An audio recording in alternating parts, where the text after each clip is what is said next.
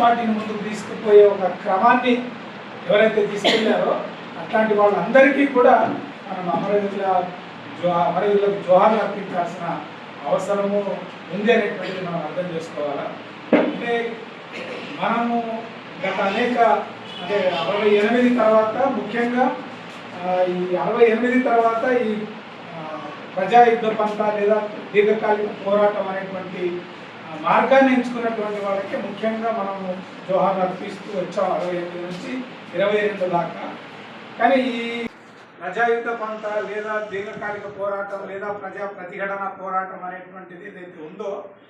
ఇది గత అనేక 68 నుంచి ఈ రోజు దాకా కొనసాగుతూ వచ్చింది. ఒక పక్కన మావోయిస్ట్ పార్టీ చేస్తున్నది, మరొక పక్కన ఎంఎల్ కూటములన్నీ కూడా ఈ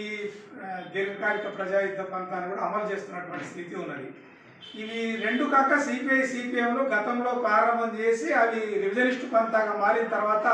అంతకంటే ముందు ఉండే దశకాల్లో వాళ్ళు చేసినటువంటి పోరాటాలని కూడా అంటే ఏర్పడిన నాటి ఉండే పరిస్థితులు వేరు, మారిన తర్వాత 64కి వచ్చి 64 నుంచి 68కి వచ్చినప్పుడు సిపిఎం పాత్ర, తర్వాత సిపిఐ పాత్ర, ఇవన్నీ కూడా ఆ క్షణంలో పనిచేసినటువంటి వాళ్ళని వదిలేస్తే మిగతా వాళ్ళందరూ కూడా కమ్యూనిస్టుగా ఈ దేశం కోసం ఈ దేశంలో ఒక సోషలిస్ట్ సమాజాన్ని నిర్మాణం చేసే ప్రక్రియకి వాళ్ళంతా పోరాటం చేసి అమరమైనటువంటి చరిత్ర మన పార్టీలకు ఉందనేటువంటిది మనం అర్థం చేసుకోవాలి. అయితే 64, 68 చీరికలు ఈ రెండు కూడా పూర్తిగా సిపిఐ సిపిఎంలు రివిజనిస్ట్ పంతాలు, సంస్కరణపాత పంతాలు లేదా పార్లమెంటరీ పంతాలో కూరుకుపోయినటువంటి నేపథ్యంలో 68 నుంచి ఎంఎల్ పార్టీలు లేదా మావోయిస్ట్ పార్టీ అనేటువంటిది పీపుల్స్ వార్ పార్టీ అది దీర్ఘకాలిక సాయుధ పోరాటం అనేటువంటిది ఇప్పుడే అప్పటి నుంచి ప్రారంభం చేసి ఈ రోజుకి కొనసాగుతున్నటువంటి స్థితి ఉన్నది.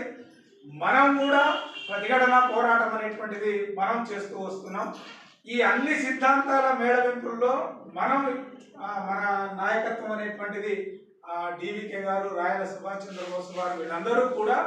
ఈ దీర్ఘకాలిక పోరాటం కావచ్చు, సాయుధ పోరాటం కావచ్చు, ఈ రెండు కూడా మన చైనా పంతా కానీ రష్యా పంతా కానీ రెండింటికి కాకుండా ఈ దేశ నిర్దిష్ట పరిస్థితుల్లో అన్ని పార్టీలు కూడా సెమీ ఫ్యూడల్ సెమీ కలోనియల్గానే భావిస్తున్నటువంటి స్థితిని వీళ్ళు కొంత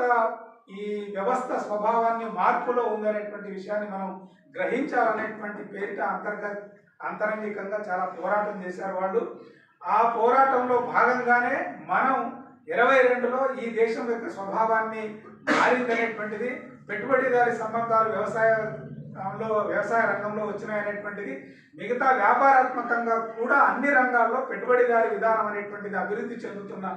దశకు మనం ఏదైతే భావిస్తున్నామో దానికి అనుగుణంగా మన పార్టీ నిర్మాణం కొనసాగాలనేటువంటి పేరు మీద మనం విడివడి కొనసాగుతున్నటువంటి ఒక ప్రత్యేక పరిస్థితి కూడా ఈరోజు మనకు ఉంది అనేటువంటిది మనం అర్థం చేసుకోవాలా. వీళ్ళందరూ కూడా ఏ మార్గాన్ని అయితే ఏ లక్ష్యాన్ని అయితే మనం ఎంచుకున్నటువంటి సందర్భం ఉందో ఆ ఎంచుకున్న దాని మార్గానికి అనుగుణంగానే వాళ్ళందరూ కూడా అడవి బాట పట్టి అందరూ కూడా ఎన్కౌంటర్ కావడం, బూటకపు ఎన్కౌంటర్లో మరణించడం లేదా రాజ్య హింసకు బలైనటువంటి స్థితి అనేటువంటిది చాలా స్పష్టంగా మన ముందున్నది. మనం ఈరోజు మార్చుకున్నటువంటి పంతాలో భాగంగా మనం ఈ దేశంలో సోషలిస్ట్ విప్లవాన్ని తీసుకురావడానికి ముందుగా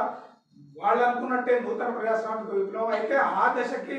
వాళ్ళు చెప్పే నూతన ప్రజాస్వామిక దశకి మనం అనుకునే నూతన ప్రజాస్వామిక దశకి కూడా చాలా విభేదాలు, తేడాలు ఉన్నాయనేటువంటి సంగతిని కూడా మనం గ్రహించడం ద్వారా మొత్తంగా ఈ దేశ స్వభావాన్ని అర్థం చేసుకోవడం ద్వారా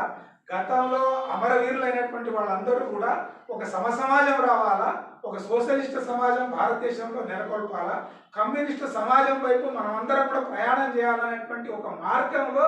వాళ్ళ జీవితాన్ని మొత్తం కూడా అంకితం చేసినటువంటి అంటే జీవితం మొత్తం సర్వాన్ని అర్పితం చేసినటువంటి చరిత్ర వాళ్ళకందరికీ ఉంది అనేటువంటిది మనం అర్థం చేసుకోవాలా. దాంట్లో మన కళ్ళెదురుగా కనబడినటువంటి వాళ్ళైతే వీళ్ళందరూ కూడా కొంత ముందు భాగంలో ఉన్న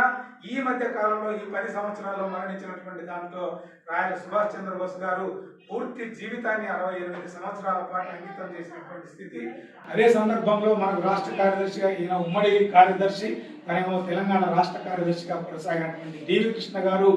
మొత్తం ఈ సమాజాన్ని, వ్యవస్థ స్వభావాన్ని అర్థం చేసుకోవడంలో విప్లవోద్యమాన్ని ముందుకు తీసుకుపోయేటటువంటి ఒక క్రమాన్ని మొదటిగా అంటే గతం నుంచి వస్తున్నటువంటి ఒక కూటమి వేరు, ఇప్పుడు మారుతున్న స్థితిని మార్చడానికి అగ్రగణ్యుడుగా ఉండేటటువంటి వాళ్ళలో సుభాష్ చంద్రబోస్ గారు, డివి కృష్ణ గారు ఉన్నారు అనేటువంటి దాన్ని మనం అర్థం చేసుకోవాలి. అందుకనే